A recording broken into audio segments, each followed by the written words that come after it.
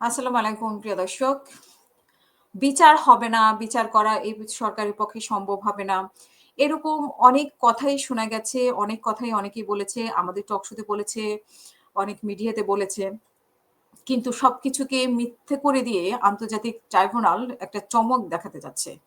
আজকে chief prosecutor নিজে বলেছেন যে ১ সপ্তাহের মধ্যে দৃশ্যমান অনেকে হবে যাদের ভুল ধারণা ছিল যে বিচার হবে না, বিচারের দৃশ্যমান কোনো কিছু হবে না।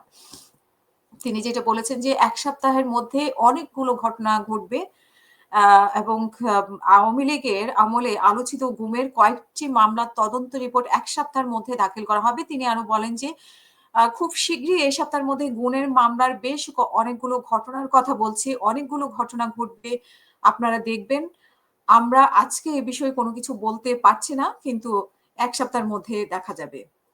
বিচার দেরিতে নিয়ে সংখ্যা প্রকাশকারীদের উদ্দেশ্যে তাজুল ইসলাম বলেন যে, বিভিন্ন মামলা দেওয়া ফরমাল চার্জ গুলোই হলো তাদের জন্য জবাব।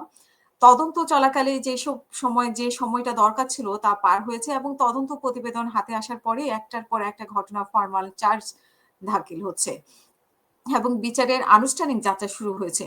অনেকগুলো মামলা চূড়ান্ত পর্বে। সুতরাং জাতি যে প্রত্যাশা ছিল এই নিকৃষ্ট হত্যাকারী, গণহত্যাকারী, মানবতা বিরোধী অপরাধের সংগঠনকারীদের বিচার এই বাংলাদেশে যাতে হয় সেটা হওয়ার বিষয়ে আন্তর্জাতিক অপরাধ ট্রাইব্যুনাল সঠিক পথে আছে এবং আশা করছি যে মানুষের প্রত্যাশিত সময়ের মধ্যে এই বিচার সম্পূর্ণ হবে।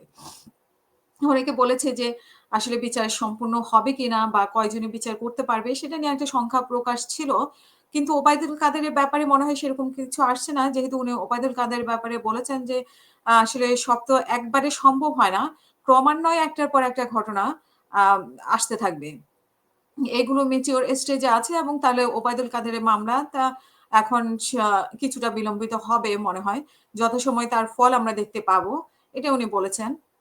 সো কয়জনের বিচারের আ মানে আমরা দেখতে পাই যে তদন্ত রিপোর্ট ফাইনাল হয়েছে এবং উনারা প্রকাশ করবেন ১ সপ্তাহের মধ্যে।